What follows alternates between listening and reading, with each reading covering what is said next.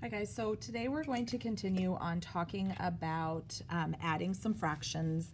And I know some of you guys are like, well, I can just solve this without having to show a number line. But we do want to talk about what it looks like, because eventually we are going to get rid of number lines. Eventually we are going to get rid of the models that we did on lesson 1. But we just want you to basically to understand it. So this first one I'm going to do is, I know that if I look at my denominator, I know that my fractions are in fifths. So when I make that number line, I want to make sure that I start with 0, which is basically 0 fifths.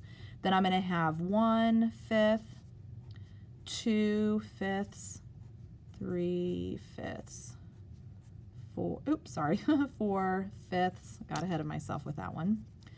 And then 5 fifths. And of course, you guys know that 5 fifths also equals 1. Now, sometimes you might have to keep going and go like 6 fifths, 7 fifths, 8 fifths, and that is completely fine. But for this one, we can probably look and see, well, I probably won't have to go over that. So what it wants to show you is it wants you to start at 0, and it says 2 fifths. So first what I'm going to do is I'm going to hop that 2 fifths. Okay, so here's that 2 fifths. And then I'm going to add another 1 fifth, so my answer is going to be 3 fifths. Okay, that's all we're doing, is just creating that number line, but using fractions. So this one is going to be a third, so I'm going to start my line. Start at 0. I have 1 third, 2 thirds, 3 thirds, and you know what, just because I have the room, I'm going to go to 4 thirds, and that's okay, because you know that right here, that 3 thirds is going to equal 1. That if we have an answer that's going to be like this, guys, what we can always do is we can always just convert that back into a mixed number. So what this is saying is, it's saying I'm going to have 1 third, so I'm going to start at 0, and I'm going to make 1 third jump. There's my 1 third. I'm going to add another third, so I'm going to do another 1 third jump, and I'm going to add another third, which is going to end me right here. So this is where it's going to end me. So I could say that my answer is 3 thirds, or I want to make sure that I write it in simplest form, which is going to be 1. Okay.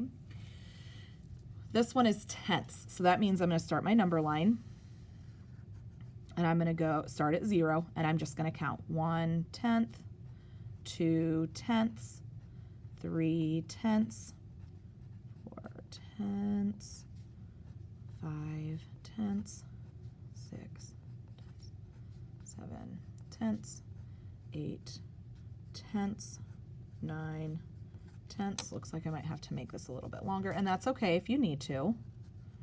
I'm going to do 10 tenths, and if I need to add, I can add it after I'm done. Now, if you kind of look at this, some of these numbers that are on here, we can definitely simplify, but when we're doing our fractions like this, we don't need to worry about simplifying it down, okay?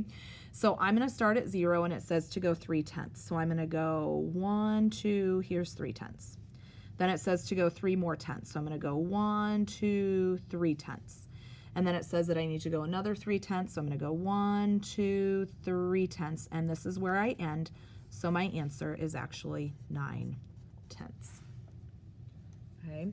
So now this one is going to look a little different, because I have 2 times and then 3 fourths plus 1 fourth. So what I probably want to do first is I want to first probably figure out that addition part. Okay. So I'm going to go ahead, and I know that I've got fourths, and I'm going to write 0, and then I'm going to go 1 fourth, 2 fourths, 3 fourths, 4 fourths. And the reason why I'm going to keep going, guys, is because I'm going to do this one time to get an answer, but then I have to go back and I'd have to do it a second time. So I'm going to keep going to 5 fourths, 6 fourths, 7 fourths, and I'm going to stop at 8 fourths. If I need to add something, I can. So first what I'm going to do is I'm going to go 3 fourths. So I'm going to go 1, 2, 3 fourths. And I'm going to add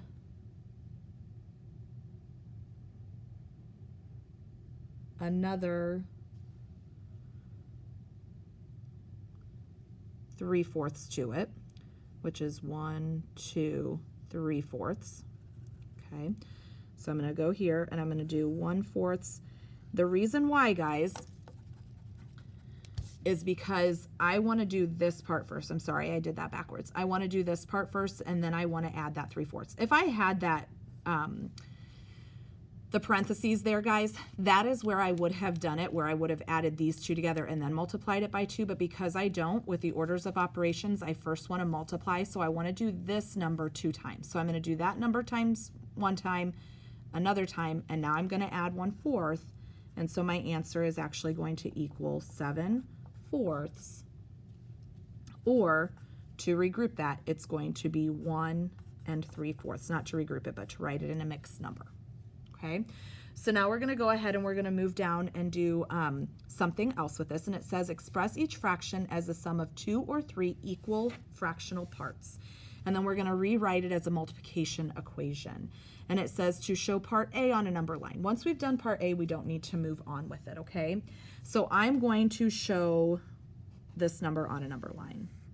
And if I start at 0 and I go 1/7, 2/7, 3/7, sorry guys, 4/7, 5/7, 6/7, and then 7/7. Okay, I'm making up my own entire problem that I know that my answer wants to be right here. So what I'm going to do is I'm actually just going to say, you know what, I'm going to go 3/7, and I'm going to go another 3/7. So when you think about it, because I'm not rewriting it as an addition, I want to write it as a multiplication. How many times? So what did I go? Well, I went 3/7, and then how many times did I jump that 3/7? I jumped it 2 times. So I did 3/7 times 2. Okay, or I could say 2 times 3/7. Okay, so the same thing here with 9/2. So if you think about it, what would I want to do? So I know that my denominator needs to be 2. Okay, remember it needs to be 2 or 3 equal fraction parts. Well, if I think about this 9, can I split that 9 into 2? No, I can't. I have to split it into 3. So I know I'm going to do 3/2 plus 3/2 plus 3/2. So instead of writing that as an addition, I can write it as a multiplication. How many times did I do it? Well, I did 3 times 3/2. So all I'm doing is I'm converting this addition. So down here, going back to letter A, if I would have written this as an addition problem, see, it's 3/7 2 times. It's 3/2 2 times. Okay, so then let's think about this one on 12. There can actually be 2 different problems when you get, sorry guys, to number 12, okay? When you get to number 12, because 12 can actually be a fraction, I can have 2 fractional parts or I can have 3 fractional parts.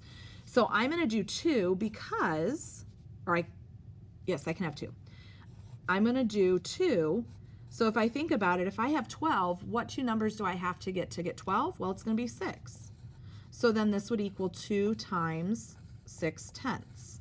Now I could also do it with 3, because what plus what plus what is going to give me 12? Well, 4 plus 4 plus 4. So I could also do 3 times 4/10. Okay? All right, so now we've got to think about 27. Can I split 27 into 2s, or can I split it into 3s? Okay, so you're thinking about 27, you can only split it into 3s. So when I think about it, it's actually 9, 9, and 9.